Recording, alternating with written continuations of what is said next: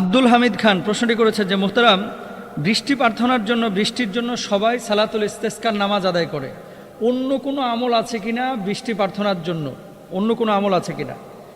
খুব ইম্পর্ট্যান্ট একটা বিষয়। সারা দেশের মধ্যেই কিন্তু সালাতুল ইস্তেসকার নামাজ মানুষ আদায় করছে। সালাতুল ইস্তেসকা ছাড়া আর কোনো বিষয় আছে কিনা বৃষ্টির জন্য, যে আল্লাহ তাআলা বৃষ্টি বর্ষণ করবেন? এবং আরেকটি কথা আমাদের অনেক ভাইরা বলতেছেন, উনিও এখানে লিখেছেন যে আগে শুনেছি ময়মুরব্বীরা আমাদেরকে বলেছেন যে হুজুররা দোয়া করলেই দোয়া কবুল হয়ে ইস্তেসকার নামাজ পড়ে বাড়িতে এসেছে, তারপরে রাতের মধ্যে বৃষ্টি হয়ে গেছে। তো এখন কেন হচ্ছে না? তার মানে বাংলাদেশের সব হুজুর কি ভুয়া? আস্তাগফিরুল্লাহ, আল্লাহ মাফ করুক। দেখেন, দোয়া কখন কবুল হবে এটা আল্লাহ ছাড়া কেউ কিন্তু ভালো জানে না। কখন আল্লাহ তাআলা কবুল করবেন এটা আল্লাহ ছাড়া কেউ ভালো জানে না। আর কেন আল্লাহ দিচ্ছেন না এটা আল্লাহ ছাড়া কেউ জানে না।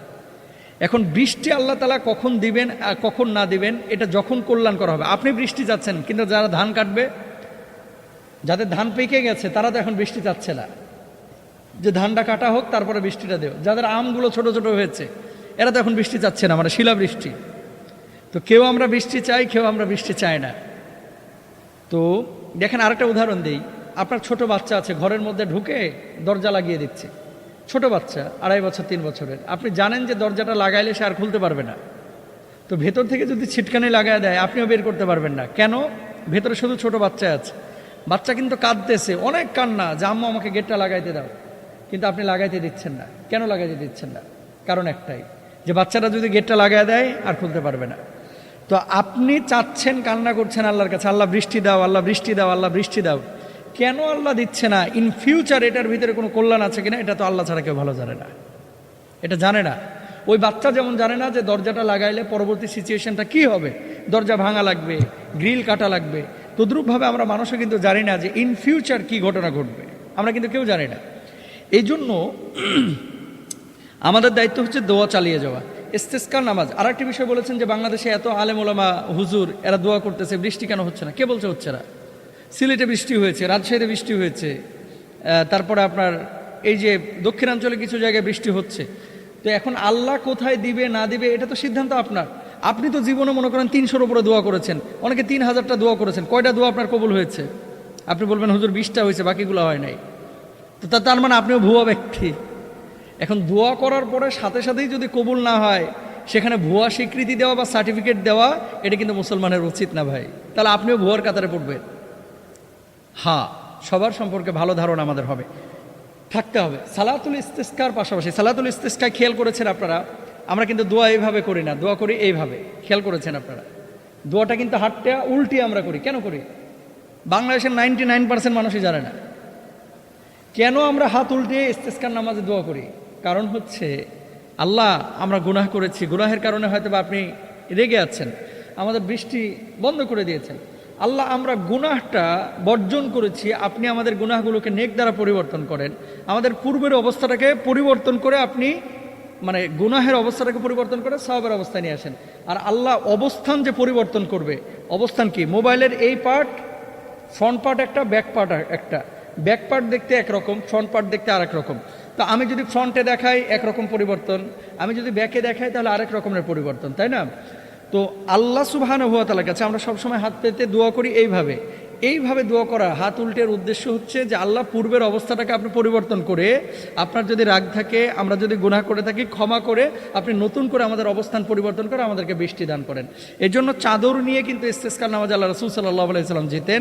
ডান পাশের চাদরটাকে বাম পাশে দিতেন, বাম পাশের চাদরটাকে আল্লাহ রাসূল সাল্লাল্লাহু আলাইহি ওয়াসাল্লাম ডান পাশে দিতেন, মানে পোশাকটাকে পরিবর্তন করতেন। এটা আমাদের বাংলাদেশের মানুষ অনেকে হয়তো বা জানেন না, আজকে জানলেন। সালাতুল ইস্তেসকা যে কোনো সময় আপনি পড়তে পারেন, হারাম ওয়াক্ত ছাড়া। ফাঁকা মাঠে যাবেন এবং কাঙ্গালের মতো যাবেন, খুব একবারে শুটেড বুটেড হয়ে না। মানে আপনি যে বিধ্বস্ত, আপনার যে বৃষ্টি প্রয়োজন, এটা আপনাকে বুঝাইতে হবে। অনেকে কি করে, বাইক নিয়ে যাচ্ছে, অনেকে মানে একবারে খুব সেজে গুজে যাচ্ছে। না, সাহাবীরা এইভাবে সেজে গুজে আসেন নাই।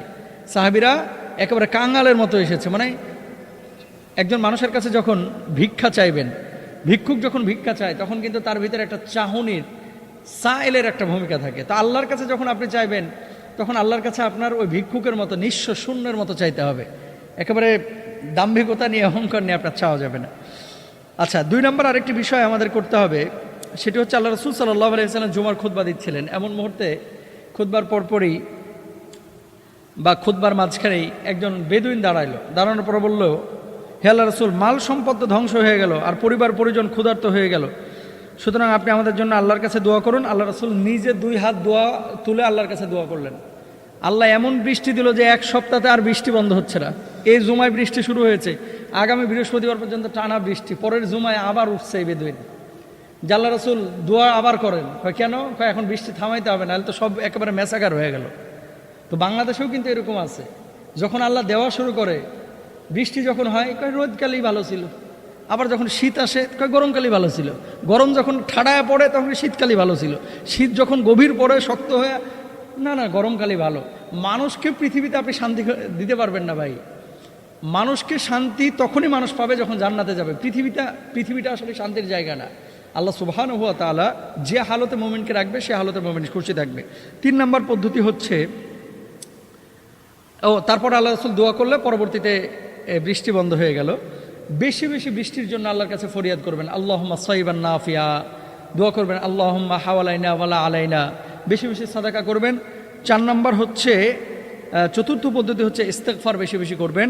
কুরআনুল কারীমের 71 নম্বর সূরার 10 এবং 11 নম্বর আয়াতে আল্লাহ সুবহানাহু ওয়া তাআলা কি বলছেন? ইস্তাগফিরু রাব্বাকুম ইন্নাহু কানা গাফফারা ইউরসিলিস সামা আলাইকুম মিদরারা। ইস্তেগফার বেশি বেশি করো, আল্লাহ সুবহানাহু ওয়া তাআলা আকাশ থেকে বৃষ্টি বাড়ায় দিবে। তাহলে আমরা সালাতুল ইস্তিসকার পাশাপাশি আরও 3টা আমল করব বৃষ্টির জন্য। আল্লাহ তাআলা আমাদেরকে তৌফিক দান করুন।